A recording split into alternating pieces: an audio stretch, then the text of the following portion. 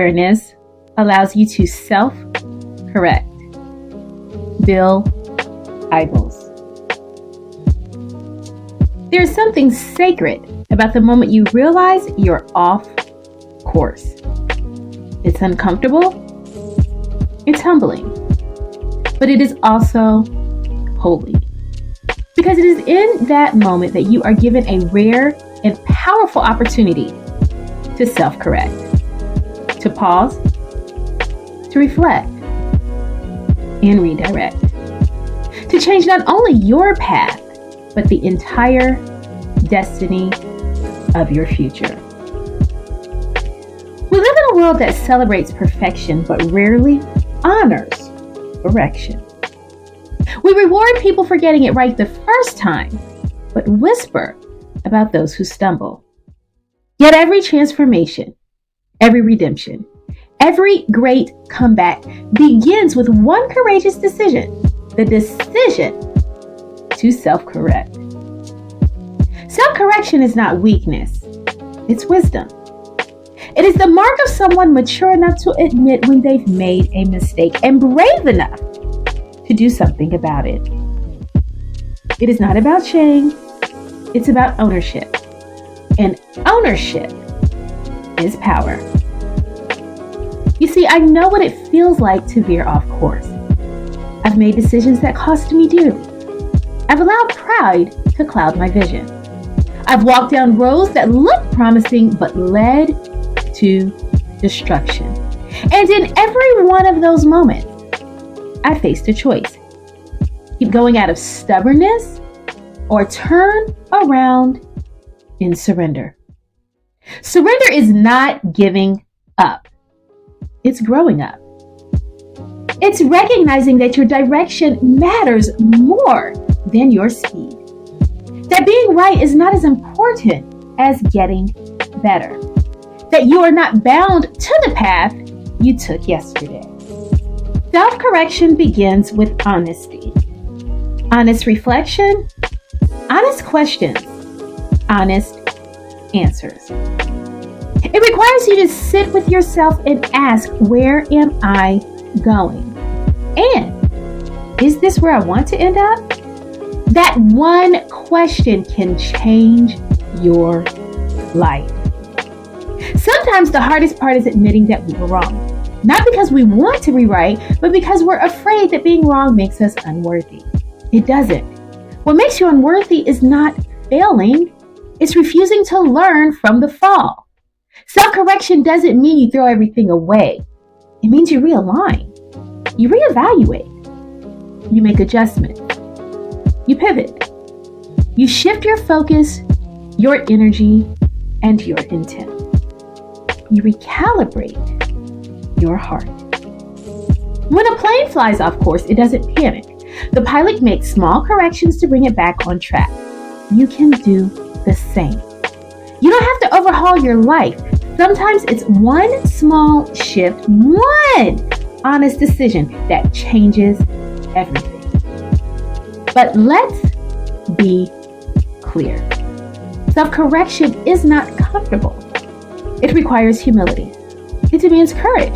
It forces you to confront your patterns, your behaviors, and your beliefs. It asks you to question your assumptions and let go of the stories you've been telling yourself. And yet, it is also freeing. Because every time you self-correct, you reclaim your power. You step out of victimhood and into responsibility.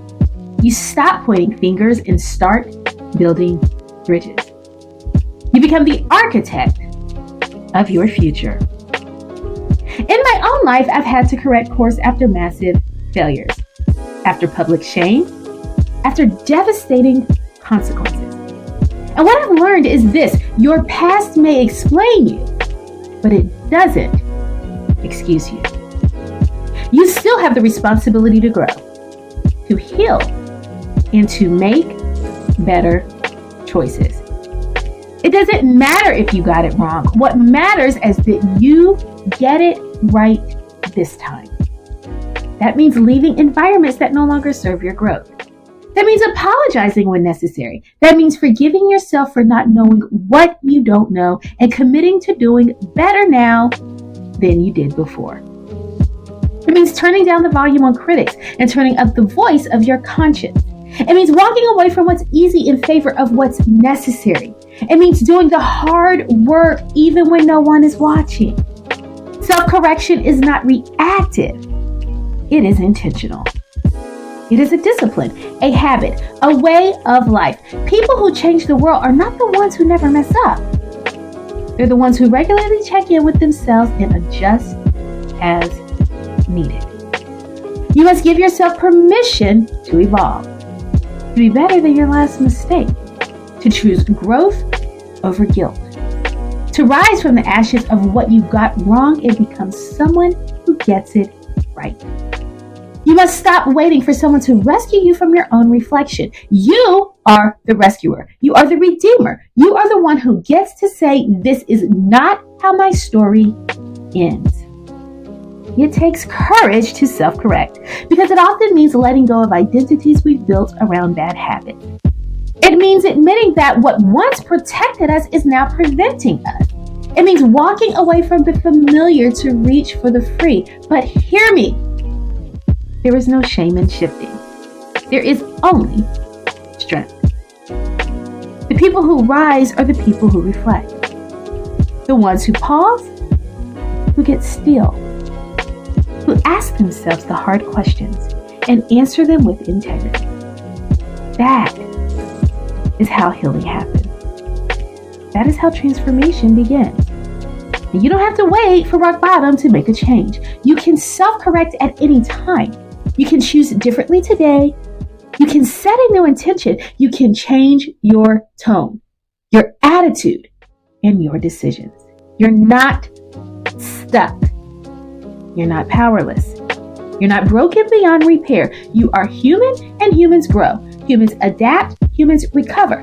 Humans can self-correct. So start where you are, not where you wish you were. Begin with one area of your life that needs a little more alignment. Ask yourself, where am I off course? What belief is holding me back? What habit is sabotaging my growth? Then take one small step. Call the therapist. Journal the truth. Make the apology. Set the boundary. Cancel the commitment that's draining your soul. And begin again.